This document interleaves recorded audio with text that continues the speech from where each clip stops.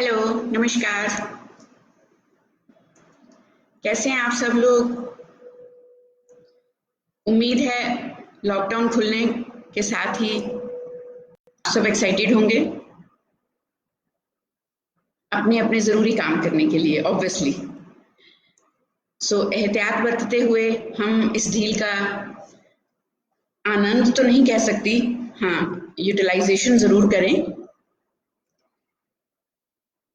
क्षमा बड़न को चाहिए, छोटन को उत्पात। क्षमा माफी, बड़न को चाहिए, छोटन को उत्पात। क्या बिगड़ा विष्णु का जब भृगु ने मारी लात। सोच रहे होंगे आज इन पंक्तियों से शुरुआत क्यों की, क्योंकि बहुत अहम मुद्दा हमारी जिंदगी का आज लेके आई हूं आपके लिए, नॉट सिर्फ आपके लिए, अपने लिए। पिछले दिनों क्वेश्चन आंसर सेशंस के लिए हम लोग जो क्वेश्चंस इनवाइट कर रहे थे और लगातार जो हमारे काउंसलिंग और थेरेपी सेशंस होते हैं और हमारी अपनी पर्सनल जिंदगी में भी रोजाना कुछ ना कुछ ऐसी बातें, ऐसे मुद्दे, ऐसे एग्जाम्पल्स, ऐसे एक्सपीरियंसेस होते हैं जिसमें हमें लगता है कि हम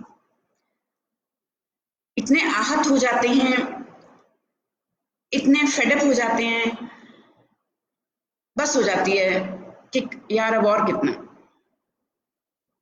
कि हम किसी को माफ नहीं कर पाते।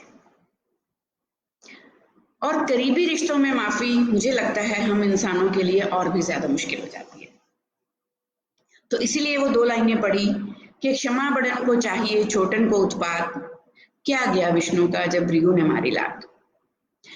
हमारे बीजी कहा करते थे कि कई बार कुबड़े को लोग लात मारते हैं उसकी इंसल्ट करने के लिए, लेकिन अचानक उसका कुब ही निकल जाता है। कुब निकल जाता है मतलब कि हमारे मन में जो एक धारणाएं बैठी हुई हैं, जो एक बंदिशें हैं हमारी सोच की, कई बार हम उनसे एकदम से ही बाहर आ जाते हैं। तो आज हम बात करेंगे फॉरगिवनेस, क्षमा, क्षमा शक्ति, पावर ऑफ फॉरगिवनेस। नहीं कर पाएंगे आप कहेंगे कि मैम आप आके इतनी बड़ी बड़ी बातें तो कर देते हो, लेकिन आपको क्या पता हमारी जिंदगी में क्या क्या होता है, क्यों हम अपने मन से चाहते हुए भी लोगों को माफ नहीं कर पाते। करीबी रिश्तों में इतनी कड़वाहट हो जाती है कि वो भूल पाना, उससे बाहर निकल पाना बहुत मुश्किल हो जाता है। तो चलिए एक एक्सरसाइज करते हैं। ये अक्सर मैं अपने सेशंस में, लाइफ स्किल्स ट्रेनिंग्स में करवाती हूँ। आप मान लीजिए कि आपके पास आलूओं से भरा हुआ एक बोरा है, सैक ऑफ पोटैटोस, और आलू सबसे ज्यादा मनपसंद डिश होती है ऑलमोस्ट। आलूओं के बोरे पे आप एक एक आलू निकालेंगे और उन सबका नाम लिखेंगे जिनसे आपको शिकायतें हैं। एक आलू पे एक इंसान का नाम जिसे आप सोचते हैं कि आप कभी माफ नहीं कर पाएंगे, क्योंकि आपका दर्द बहुत गहरा है, चोट बहुत गहरी है। तो इसीलिए आप चाहते हुए भी, एक अच्छे नेक इंसान होते हुए भी आप माफ नहीं कर पाएंगे। फिर भी तो हम ये एक्सरसाइज करेंगे कि जब वो सब नाम, आपकी लिस्ट पूरी हो जाए, तो वो आलू जिनके ऊपर आपने नाम लिखे हैं उन्हें आप एक प्लास्टिक के लिफाफे में, एक बैग में पैक करके अपने साथ रखेंगे। अपने साथ रखेंगे मतलब वॉशरूम जाना है तो भी रखना है, किचन में खाना बनाना है, ऑफिस में काम करना है, आपको सोना है, आपको किसी से मिलना है, हर वक्त आपको वो अपने साथ चाहिए, रखने ही पड़ेंगे। एक्सरसाइज का, गेम का रूल है। जब आप सोने लगे तो आपके बेड साइड पे वो होने चाहिए। सुबह उठ के जितने भी आपने निरंतर कार्यक्रम करने हैं अपने, उनके साथ आपको वो रखने हैं। अब आप सोच के देखिए मेरे साथ कि कितने दिन तक आप ये बोझ अपने साथ उठा पाएंगे। आप सब जानते हैं धीरे धीरे आलू जो हैं वो बासी होने लगेंगे प्लास्टिक के लिफाफे में, क्योंकि एयर पास नहीं होगी तो वो स्मेल मारेंगे, सड़ने लगेंगे। एक दो दिन के बाद ये सोच ही आपको इतना बोझिल कर देगी कि हर वक्त मुझे ये साथ कैरी करने हैं। कैरी करने का बोझ तो अलग चीज है, लेकिन ये सोच ही आपको इतना बोझिल कर देती है। दूसरे तीसरे दिन आप उन्हें फेंक देंगे कि sorry, I am not part of this game, I can't do this, क्योंकि प्रैक्टिकली ये पॉसिबल नहीं है, किसी के लिए भी नहीं है। तो क्या दुर्भावना, शिकायतें, शिकवे, गिले, आपको नहीं लगता ये उन सभी सड़े आलुओं की तरह हैं जिन्हें हम अपने मन के लिफाफे में भर के, दिमाग के पैकेट में डाल के हर वक्त अपने साथ एक बोझ की तरह उठाए फिर रहे हैं? सड़न मार रही है सोच, शिकायतें हमें अंदर अंदर आहत कर रही हैं, हमें बेचैन कर रही हैं, घबराहट हो रही है, लेकिन ना चाहते हुए भी ये बोझ हमने उठाए हुए हैं। तो जैसे 1, 2 या 3 दिन के बाद आप वो सड़े हुए आलुओं का लिफाफा फेंक देंगे, उसी तरह से हम अपने मन में छिपी हुई रंजिशें, दुर्भावनाएं, द्वेष जो भी है वो अपने सीने से निकाल कर आज ही आज इसी वक्त उनको बिल्कुल सड़े हुए आलुओं की तरह समझना है और इमेजिन करना है कि वो हमारे अंदर इतनी बदबू फैला रही हैं कि हमारी जो अपनी एक अच्छाई की सुगंध है, एक परस्पर सद्व्यवहार की भावना है, हमारे अंदर का जो मैं हूं असली, उसे वो मार रही है, उसे वो बदबू से घेर रही है। तो इसी तरह का एक अंश जो है मैंने लिया अपने आओ छूले आसमां में से, क्षमा शक्ति। यदि हम दिलों में कड़वाहट बोते हैं तो दुख की बदबू आएगी और सुगंधित खुशी कहीं और पनपेगी। तो कुछ लाइनें मैं जरूर पढ़ना चाहूंगी, आपके साथ शेयर करना चाहूंगी, बहुत ही खूबसूरत लाइनें हैं। रिश्ते यकीनन स्वर्ग में बनते हैं। अब ये रिश्तों की बात क्यों आई? क्योंकि बहुत सारे सवाल ऐसे आए थे जिसमें कहीं ना कहीं जॉइंट फैमिलीज में, हस्बैंड वाइफ में, बच्चों के साथ, बहुओं के साथ, मदर इन लॉ के साथ, देवरानी जेठानी में, इन दिनों में नहीं सिर्फ कह रही मैं, जनरली बहुत सारी ऐसी रिलेशनशिप इश्यूज होते हैं जिसकी वजह से लोग बहुत परेशान हैं।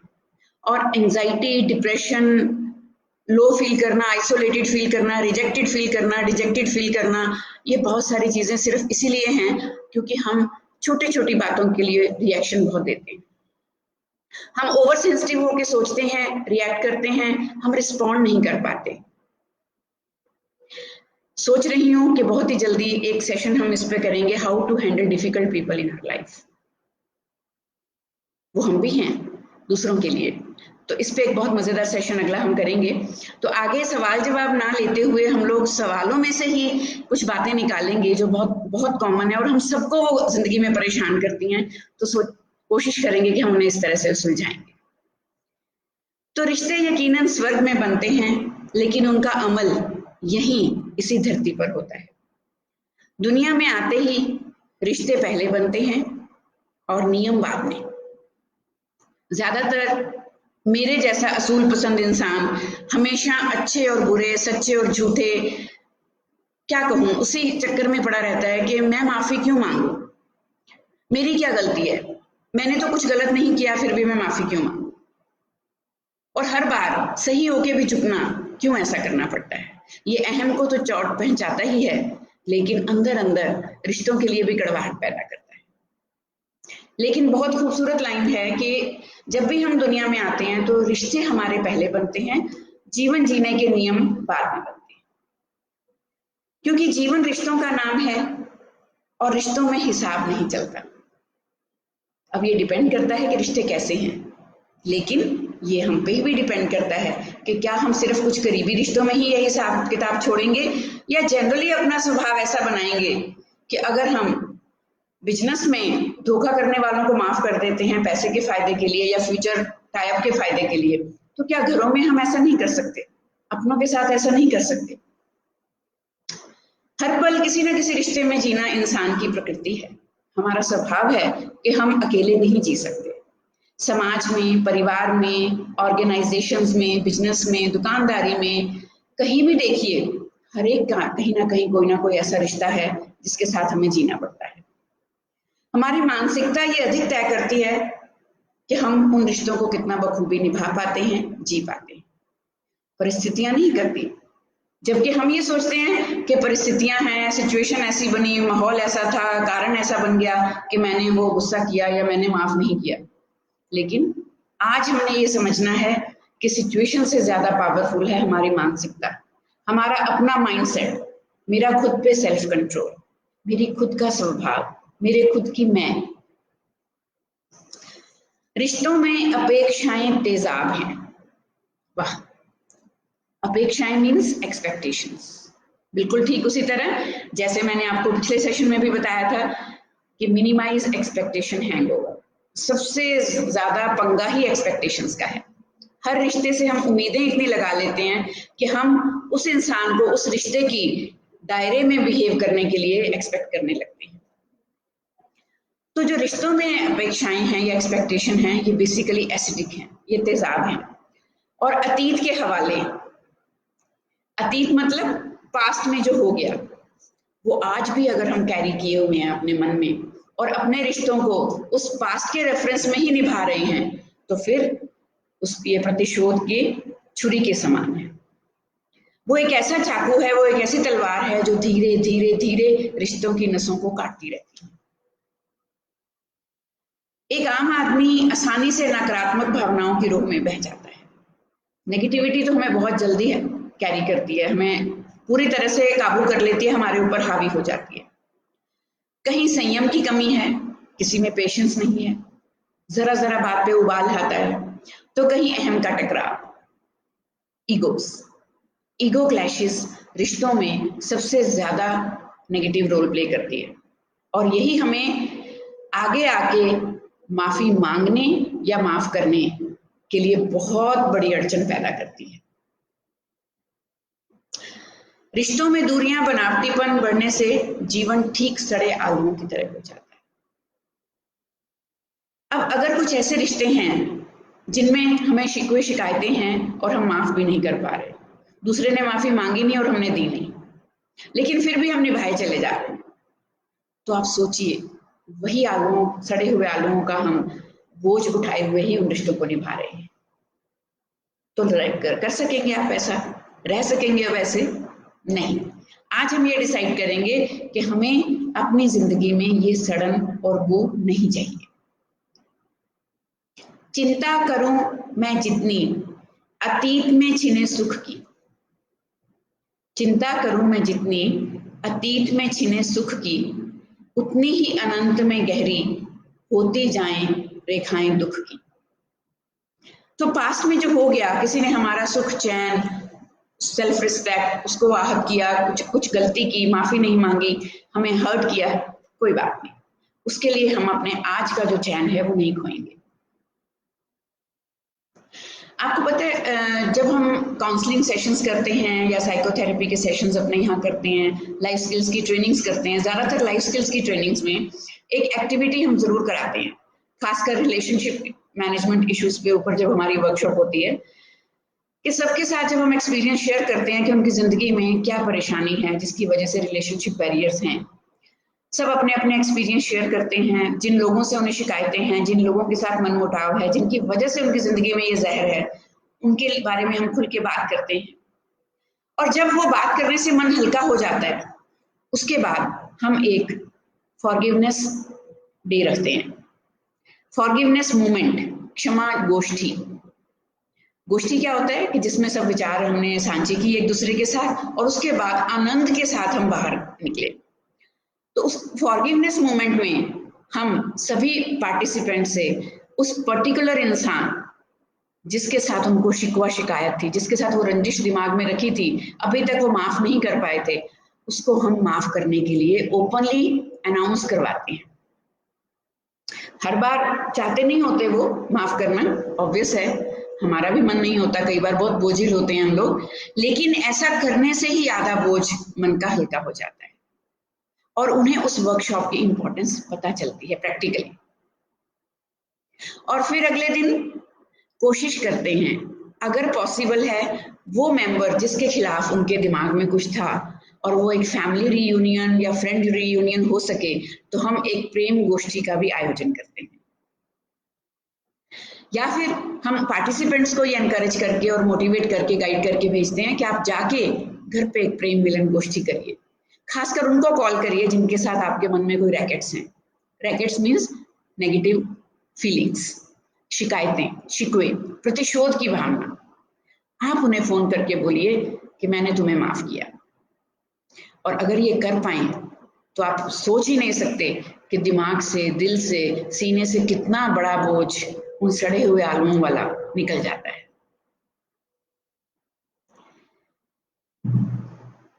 महात्मा गांधी जी ने कहा था कि क्षमा कायरों के लिए नहीं है, और इसीलिए ये बहुत हिम्मत वाला काम है। मैं महानता तो नहीं कहूंगी, हमें लगता है कि हम महान हो गए हैं अगर हमने किसी को माफ कर दिया है, लेकिन इसमें भी एक झोल है, another side of point. Basically जितनी मर्जी आप सेल्फ हेल्प या मोटिवेशनल बुक्स पढ़ लें, स्पिरिचुअल बुक्स पढ़ लें, बार बार ये लिखा गया है, बताया गया है कि माफ करना एक्चुअली, हमें लगता है कि हम दूसरे पे उपकार कर रहे हैं, नहीं, ये अपने लिए होता है। मैं तो खासकर जब भी परेशान होती हूँ, किसी से अपसेट होती हूँ, थोड़ी देर के लिए मुझे लगता है कि मैं ये भूल नहीं सकती और मैं माफ नहीं कर सकती। लेकिन जैसे जैसे जिंदगी आगे बढ़ी, सीखा, दूसरों के एक्सपीरियंस से, मेंटोर से सीखा, लाइफ स्किल्स की ट्रेनिंग्स दी, और खुद की जिंदगी में भी देखा कि जितना हम निराश, परेशान, उदास होते हैं, वो सिर्फ और सिर्फ पास्ट नेगेटिव एक्सपीरियंसेस की वजह से होते हैं। जितनी कड़वी यादें अपने साथ रखते हैं, उतना कड़वा हम बोलने लगते हैं, उतना कड़वा हम अनुभव करने लगते हैं। तो इसीलिए क्षमा करना शुरू किया कि this is not for others. वो ना सुधरें, वो फिर से गलती करें, वो फिर से हमें डिसरिस्पेक्ट करें, क्योंकि ये उनके संस्कार हैं, ये उनके विचार हैं, ये उनके व्यवहार हैं। लेकिन मुझे अपना पीस ऑफ माइंड डिस्टर्ब नहीं करना है। मुझे इस जहर के साथ अपनी जिंदगी को जो वो नेगेटिव नहीं बनाना है, because I have so many other positive things to do. जब उनका मन होगा वो माफी ले लें या ना लें, हमने दे दी। क्योंकि ये 2 लाइनें मेरी किताब में बहुत अच्छी हैं, वो मैं आपसे बांटना चाहूंगी।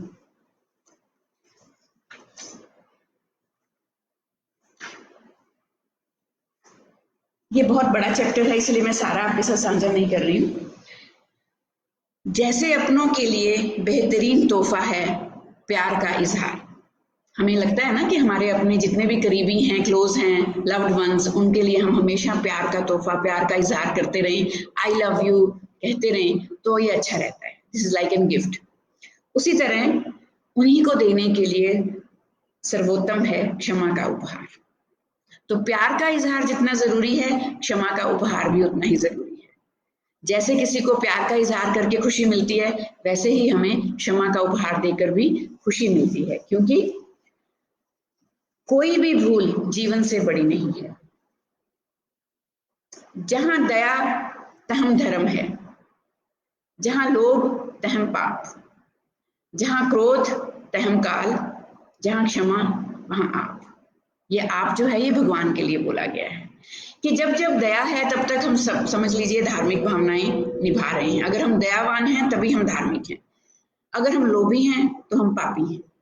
अगर हम क्रोधित हैं, क्रोध करते हैं, तो इसका मतलब हम काल को इनवाइट कर रहे हैं, बीमारियों को इनवाइट कर रहे हैं।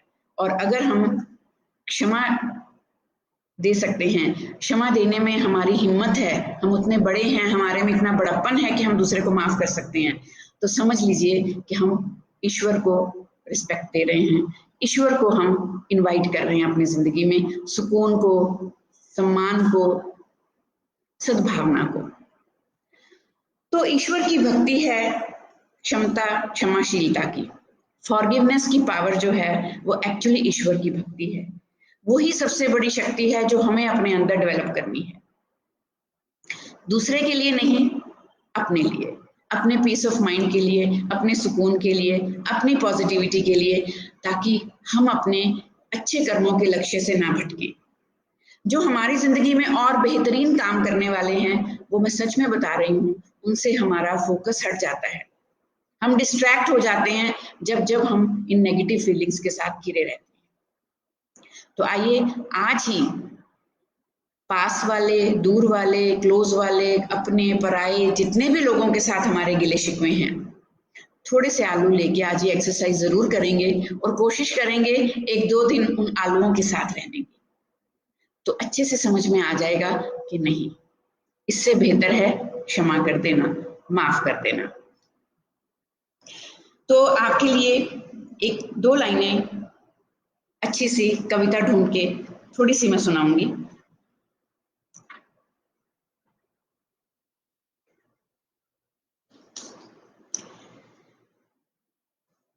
Forgiveness seems complicated.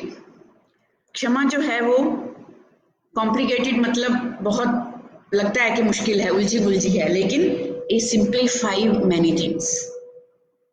Forgiveness simplifies many things. इसीलिए इसको हम कहते हैं उत्तम क्षमा। तो आज क्षमाशील होना निसंदेह आसान नहीं है, लेकिन ये आचरण दुर्लभ से दुर्लभ मतलब मुश्किल से मुश्किल स्थिति को सुलझाने का एक ही शॉर्टकट है। किसी भी रिश्ते में क्षमा महत्वपूर्ण इसलिए है कि इसमें बंधे 2 व्यक्ति जब एक दूसरे को माफ करते हैं तो वे आसानी से संवाद करने में सक्षम हो पाते हैं, इजीली कम्युनिकेट कर पाते हैं। हालांकि ये काम थोड़ा मुश्किल है, मैं बार बार कह रही हूँ, आपसे मैं बिल्कुल रास्ता रखती हूँ, मैं खुद ही बर्दाश्त करती हूँ और कर चुकी हूँ कि ये बहुत मुश्किल है, लेकिन इसमें कोई त्याग की भावना नहीं जुड़ी है। अगर आप इसको त्याग से जोड़ेंगे, सेक्रीफाइस लगेगा आपको इसमें अपनी ईगो हर्ट लगेगी, आपको अपनी सेल्फ रिस्पेक्ट पे चोट लगेगी, फिर आप ये कभी नहीं कर पाएंगे। इसको आप अपनी पीस से जोड़िए, अपने सेल्फ रिस्पेक्ट की बजाय सेल्फ कंटेंटमेंट से जोड़िए, अपने बड़प्पन से जोड़िए। दूसरों की गलतियों के लिए माफ करना आसान होता है। अब ये सिक्के का दूसरा पहलू है। ऐसा कभी कभी होता है कि कई बार हमें लगता है कि हमारी गलती है, फिर भी हम माफी नहीं मांग पाते। बिल्कुल उसी तरह जिस तरह हमें लगता है कि दूसरे लोग इतने डिफिकल्ट हैं कि हम उनसे बना नहीं सकते, हम उन्हें निभा नहीं सकते, हम उन्हें झेल नहीं सकते, लेकिन उसी तरह हम भी कई लोगों के लिए बड़े डिफिकल्ट होते हैं। सिमिलरली अगर हमें माफ करना आसान नहीं लगता तो बहुत बार हमें माफी मांगना भी आसान नहीं लगता। तो ये एक्सरसाइज भी बिल्कुल सेम है कि हमें दूसरों के लिए नहीं, अपनी पीस के लिए, अपने दिमाग के बोझ के लिए, उसे हटाने के लिए माफी मांगनी है। और एक तीसरा पहलू है कि जब कोई ऐसी गलती हो जाए जिसका गिल्ट तो है, लेकिन माफी मांगने के बाद भी वो गिल्ट नहीं जाता, तो तब हमें खुद को भी माफ करना सीखना है। गलती का एहसास होना एक बहुत बड़ी पावर है, और अगर हमने गलती का एहसास कर लिया, उसे मान लिया, सोच लिया, समझ लिया कि गलती हमारी थी, तो फिर अपने लिए भी रंज नहीं रखना, अपने लिए गिल्ट रखने की जरूरत नहीं है। जैसा मैंने बताया, कोई भी भूल जीवन से बड़ी नहीं है, तो गिल्ट रखने से जीवन की जो बाल्टी है, जीवन में जो हमारी खुशियों की सांसें हैं, उस बाल्टी में छेद होते रहते हैं जितना हम अपने गिल्ट के बारे में सोचते हैं, और उसमें से हमारा सुकून, हमारा आत्मविश्वास, हमारी खुशी वो धीरे धीरे बूंद बूंद करके निकलती रहती है। तो हम दूसरों को भी माफ करेंगे, दूसरों से माफी भी मांगेंगे, और जब कभी ऐसा कुछ हो जाए जो माफ करने लायक ना हो तो हम खुद को भी माफ करेंगे, और फिर उससे लेसन लेके जिंदगी में हम आगे बढ़ेंगे। तो मिलते हैं परसों सेम टाइम पे एक नए बहुत ही बढ़िया टॉपिक के साथ, जो आप सबकी जिंदगी में मुझे यकीन है कि मन तक छू के जाएगा, क्योंकि हम सब इंसान एक जैसी ही भावनाओं में बह रहे हैं।